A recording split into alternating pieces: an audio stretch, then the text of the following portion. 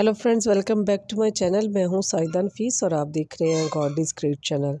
खुदावंद के ज़िंदा जलाली और बाबरकत नाम में आपको मेरा दिली सलाम। मेरा ईमान है कि खुदावंद के फजल करम से आप खैरी से होंगे। आज की वीडियो में हम सीखेंगे ज़बूर नंबर 102 तंगी के वक़्त दुआ।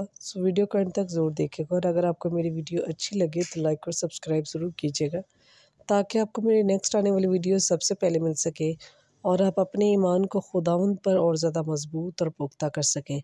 चलिए चलकर शुरू करते हैं अपनी वीडियो को और सीखते हैं ज़बूर नंबर 102 तंगी के वक़्त दुआ।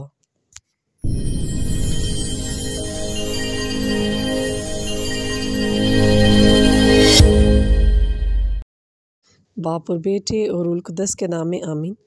उस मुसीबत ज़दा की मनाजात जो तंग होकर खुदा के हजूर अपना गम पेश करता है। ए खुदावंद मेरी दुआ सुन और मेरी दहाई तेरे हजूर पहुँचे। मेरी मुसीबत के दिन अपना चेहरा मुझसे छुपाए ना रख। जिस दिन मैं तुझे पुकारूं तो जल्दी मेरी सुन ले, क्योंकि मेरे दिन धुएं की मानिंद गायब हो जाते हैं और मेरी हड्डियां आग की तरह जल जाती हैं। मेरा दिल झुलस कर घास की तरह सूख जाता है। मैं अपनी रोटी खाना तक भूल जाता हूँ। मेरे कराहने की शिद्दत की वजह से मेरी हड्डियाँ मेरी खाल से चिमट गईं। मैं बेअबान के हवासल के मुशाबा बन गया हूँ। मैं खंडरों के चुगत के मानिद हो गया हूँ। मैं बेदार हूँ, मैं कराहता हूँ उस चिड़िया की तरह जो अकेली छत पर हो। मेरे दुश्मन दिन भर मेरी मलामत करते हैं और जो मुझ पर जलते हैं वो मेरा नाम लेकर लानत करते हैं, क्योंकि मैं रोटी की तरह राख खाता हूँ और अपने पीने की चीज़ में आंसू मिलाता हूँ। ये तेरे गज़ब और तेरे गुस्से के सबब से है, क्योंकि तूने मुझे सरफराज करके पस्त कर दिया है।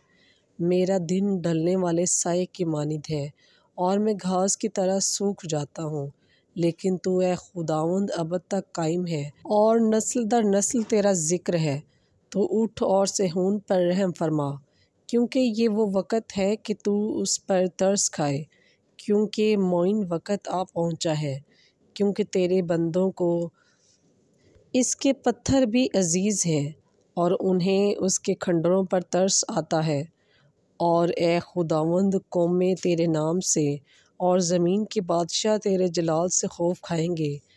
जब खुदावंद ने सेहून को तामीर कर लिया होगा और अपने जलाल के साथ ज़ाहिर हो चुका होगा और मस्कीन की दुआ की तरफ मतवज्जो होगा और उनकी गर्ज को हकीर न जाना होगा, आइंदा पुश्त के लिए ये बातें कलम बंद की जाएं और जो उम्मत पैदा की जाएगी वो खुदावंद की हमद करे, क्योंकि खुदावंद ने अपने बुलंद मुक़द्दस से नज़र की है और आसमान पर से उसने ज़मीन को देखा है, ताकि कैदियों की आहें सुने और मौत के वारसों को रिहाई बख्शे, ताकि सेहून में खुदावंद के नाम और यरूशलेम में उसकी तारीफ़ का बयान हो।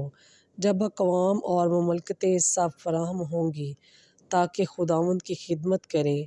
उसने राह में मेरा ज़ोर घटा दिया है, उसने मेरे दिनों को कोताह कर दिया है। मैं कहता हूँ कि ऐ मेरे खुदा, निफ्स उम्र में मुझे उठा न ले।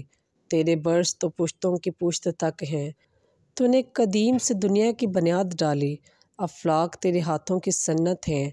ये निस्त हो जाएंगे पर तू बाकी रहेगा और तमाम चीज़ें पोशाक की मानंद बसीदा हो जाएंगी।